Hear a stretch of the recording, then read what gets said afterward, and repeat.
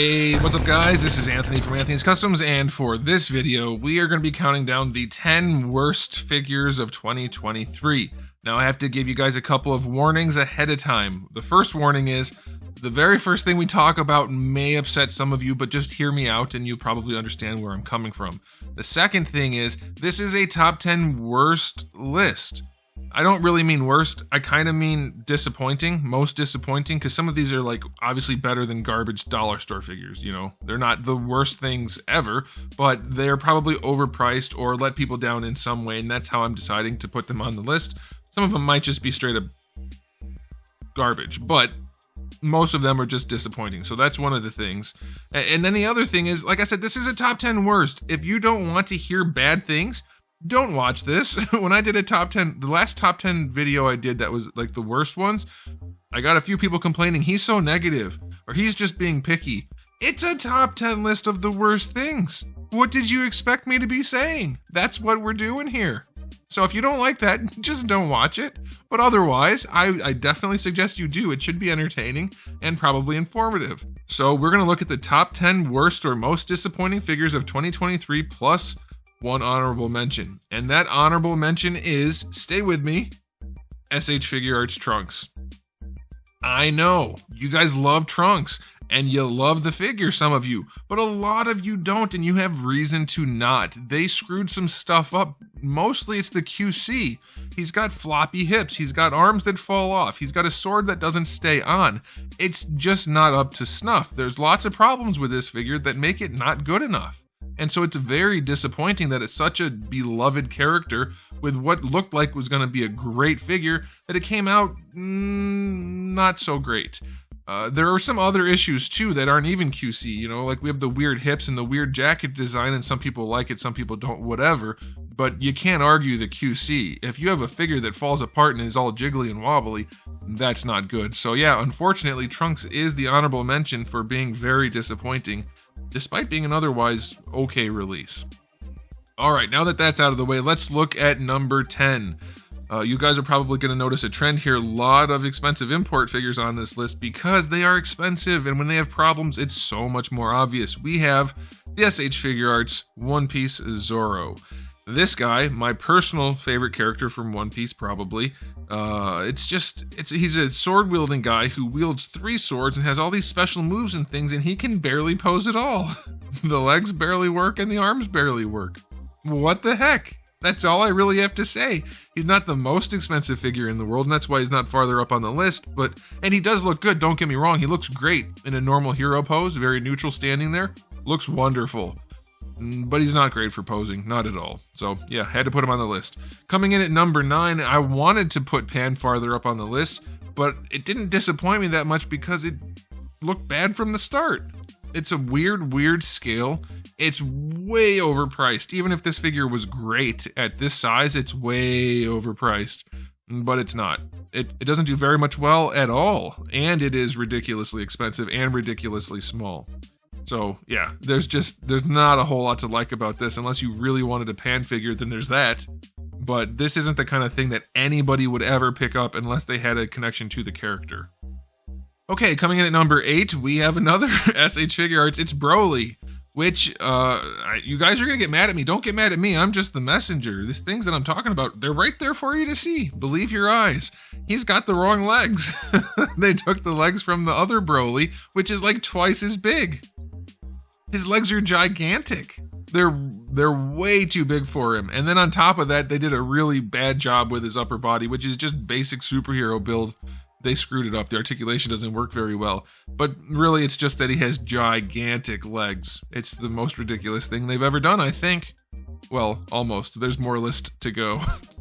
Alright, coming in at number 7, we have the Marvel Legends X-Men 97 Magneto. And okay, so this list could easily just be straight up Marvel Legends, because there are so many bad ones, but they're not all disappointing as this one, for instance, and there's a couple others. They made Magneto small? When is he small? He's not always huge, but he's definitely not small, and this Magneto is smaller than Gambit and everyone else. It's probably their worst Magneto. Well, I can't say that, they've had some bad ones. but you get where I'm going with this. It's just like they made a whole new figure, or at least parts of a new figure, and then made it this bad when they haven't made a good one yet. Are they ever going to give us a good Jim Lee Magneto, or something close to it at least? Doesn't look like it. Certainly not this. Coming in at number 6, we have the Marvel Legends Spider-Man No Way Home 3-pack. I don't know what they were thinking, other than we can get people to buy just about anything. We'll do this, and then they'll buy them all again in individual releases with more accessories. Because this pack had no alternate heads, bad selection of hands, bad selection of webs, and horrible figures. The Tom Holland Spider-Man was just a repaint, basically. And the other two, new sculpts, and the Tobey Maguire one looks ridiculous. It's just horrible. Paint job, sculpt, everything. And the Garfield Spider-Man's the best of the bunch, but still not anywhere near as good as it should have been. Like, they keep doing this thing where they make brand new sculpts, and they still don't articulate well, or don't look good, or the paints are bad, or whatever. But yeah, this whole pack is just way overpriced, let most people down, and then they're re-releasing the figures anyway with better accessories. So it's like, what the heck?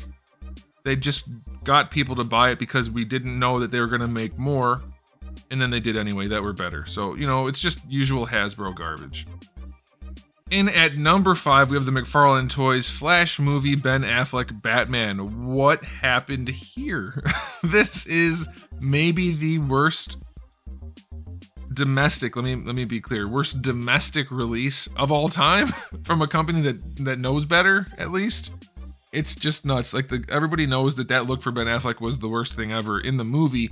This figure, they didn't even try. It looks like it's melted crayons. I don't know what happened. There's just nothing for me to really say. There's nothing good about it. There's nothing good to say. It's just that horrible. You can see for yourself. It's ridiculous.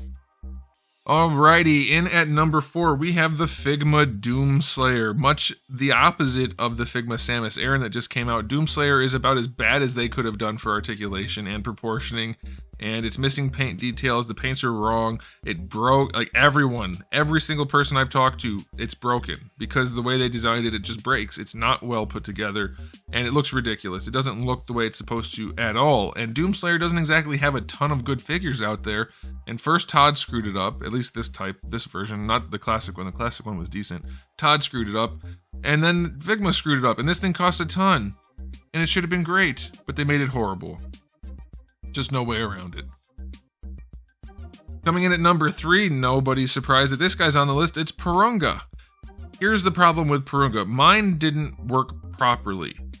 Lots of people are saying it can. I've seen other people's who had it work just fine. I don't think there's a difference. I think I'm just showing it such that it looks like it actually looks rather than making it look like it's lighting up better. But let's just say the lights work perfectly on mine. It's still not anywhere near good enough because it cost $300. You could go buy a beat up car for $300.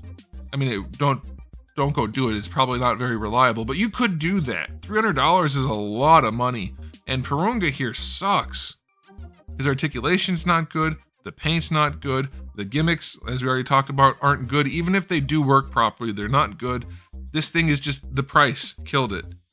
And honestly, they made so many bad decisions with it that it wouldn't even have really mattered. If it was only $100, it'd be acceptable. You could tolerate it, but it would still be a bad figure. The only thing they really got was like the general look of the thing is decent. Like, Punga's cool looking and they got the silhouette, but it doesn't work well in any way, really. Very disappointing. Coming in at number 2, we have the SH Figuarts Griffith.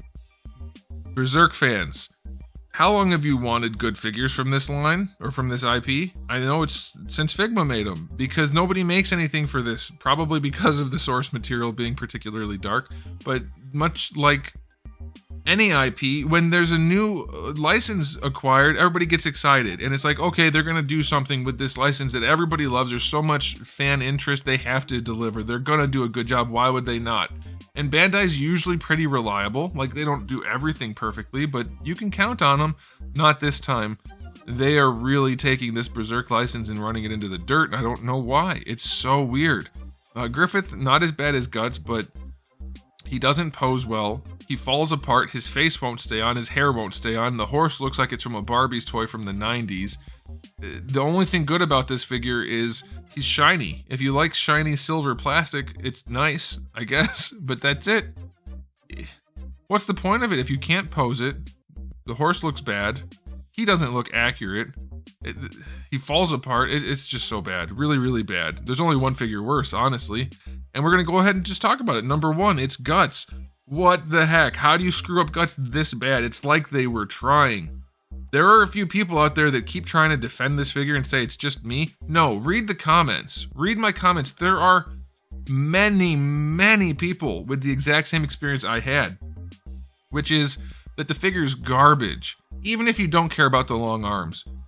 Granted, they're way too long, even for the artwork where his arms are drawn a little bit long. This doesn't look like that, but even if you don't care about that, everything else is still a problem. It can't hold the sword. The hand doesn't stay on. It's the world's tiniest hand peg for the world's biggest sword. It makes no sense. He's floppy. He falls apart. Nothing is good about this figure other than the paint job. He does have very nice paint job for the face and for the neck thing. That's it. It is a travesty. And I've been told that there are reviewers saying that these are good figures. I don't know who they are. I don't know what they've said, but if that's true, I would suggest you guys use a little bit of caution when heeding advice, because you can trust your own eyes. That's why I show you everything and I give you explanations as to why things are good or bad. Go watch my review on this guy. I don't just say, oh, it's bad and that's that. I explain everything. It's a horrible release coming in at a really high price point for a really popular IP that hasn't had enough attention. Couldn't be more disappointed, couldn't be more let down, and it couldn't really be much of a worse figure. So that's why it's number 1. So, there we go, guys. That was a fun list, right? It's always so negative, but that's what a top 10 worst figure list is like.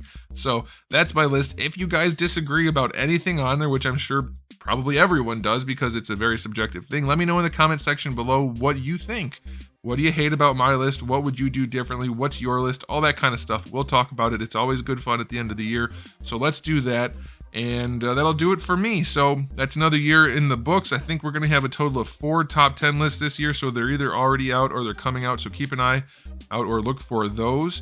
And that'll do it. So we'll go ahead and do this again next year. And in the meantime, keep collecting.